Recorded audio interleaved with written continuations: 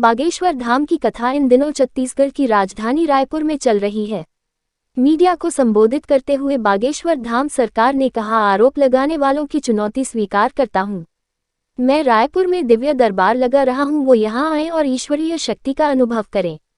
Highlights. Bageshwar Dham ने नागपुर विवाद में स्वीकार की चुनौती, कहा 20 और 21 जनवरी को रायपुर में लगा रहा हूं दिव्य दरबार। धीरेन्द्र कृष्ण शास्त्री ने कहा, छोटी मानसिकता के हैं आरोप लगाने वाले। छत्तीसगढ़ की राजधानी रायपुर में चल रही है बागेश्वर महाराज की कथा। सारी खबरें हाइलाइट्स में पढ़ने के लिए ऐप डाउनलोड करें। बेस्ट डील के साथ अपग्रेड करने का समय। लैपटॉप पर बड़ी छूट। रायपुर नागपुर विवाद के बाद बागेश्वर धाम के महाराज पंडित धीरेन्द्र कृष्ण शास्त्री इन दिनों सुर्खियों में हैं।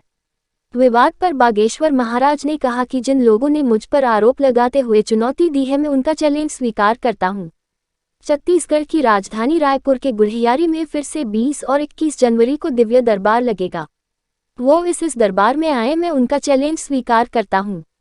बागेश्वर सरकार ने कहा, नागपुर में 2 दिन का दिव्य दरबार लगाया गया था, वहां वे क्यों नहीं आए या किसी को पत्र लेकर क्यों नहीं भेजे? इसका मतलब है आरोप लगाने वाले छोटी मानसिकता के लोग हैं और भगोड़े हैं। दरअसल बागेश्वर धाम पर नागपुर से कथा छोड़कर भाग जाने और अंधविश्वास फैलाने का आरोप लगाया था। बता दें कि बागेश्वर महाराज की कथा इन दिनों रायपुर में चल रही है। आरोप पर सफाई देते हुए पंडित धीरेन्द्र कृष्ण शास्त्री ने खुला चैलेंज देते हुए कहा है कि धीरे धीरे देश के हिंदू जाग रहा है। हिंदू विरोधी ताकतों को अब मुंह की खानी पड़ेगी, वे भाग खड़े होंगे। धर्मांतरण पर बोलते हुए उन्होंने कहा, बागेश्वर धाम वनवासी क्षेत्रों में कथा आयोजित कर भोले भाले लोगों को जागृत करने का कार्य कर रहा है। आने वाले दिनों में लोगों में जागरूकता आएगी, साथ ही धर्मांतरण का ग्राफ अपने आप गिरने लगेगा। उन्होंने कहा कि दमोह मध्य प्रदेश के 160 परिवारों को धर्मांतरण से बचाया है। हमें हनुमान से मिली ईश्वरीय शक्तियां। बागेश्वर सरकार ने कहा कि रायपुर में 20 व 21 जनवरी को दरबार लग रहा है। जिस किसी को शंका है वह आए और अपनी शंकाओं का निराकरण पाए। उन्होंने कहा कि ईश्वरीय शक्तियां होती हैं, आप भी अनुभव करेंगे तभी विश्वास कर पाएंगे, बोलने में विश्वास नहीं हो पाएगा। उन्होंने कहा कि हमें हनुमान जी ने जो ईश्वरीय शक्तियां दी है, हम उसका उपयोग लोगों के हित में कर रहे हैं।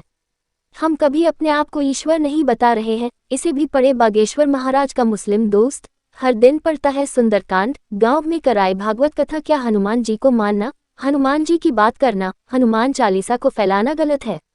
हम संविधान के अंतर्गत ही चलेंगे। अगर हम गलत हैं तो सभी हनुमान भक्तों पर एफआईआर होनी चाहिए। रायपुर में चुनौती स्वीकार करता हूं। बागेश्वर धाम ने कहा कि शाम यहां रायपुर आए, टिकट का खर्च मैं दूंगा।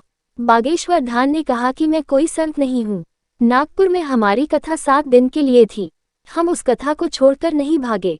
नागपुर की संस्था ने दी थी चुनौती। दरअसल नागपुर में भागवत कथा के दौरान अंधश्रद्धा मूल समिति के संस्थापक श्याम मानव ने बागेश्वर धाम के पंडित धीरेन्द्र शास्त्री पर अंधविश्वास फैलाने का आरोप लगाया। इसके साथ उन्होंने चुनौती दी कि अगर पंडित धीरेन्द्र शास्त्री अपने चमत्कार को मेरे सामने सही दिखाते हैं तो उनको 30 लाख का इनाम दिया जाएगा। इस चुनौती पर बिना कोई प्रतिक्रिया दिए बागेश्वर धाम महाराज निर्धारित समय से 2 दिन पहले ही कथा समाप्त कर चले गए।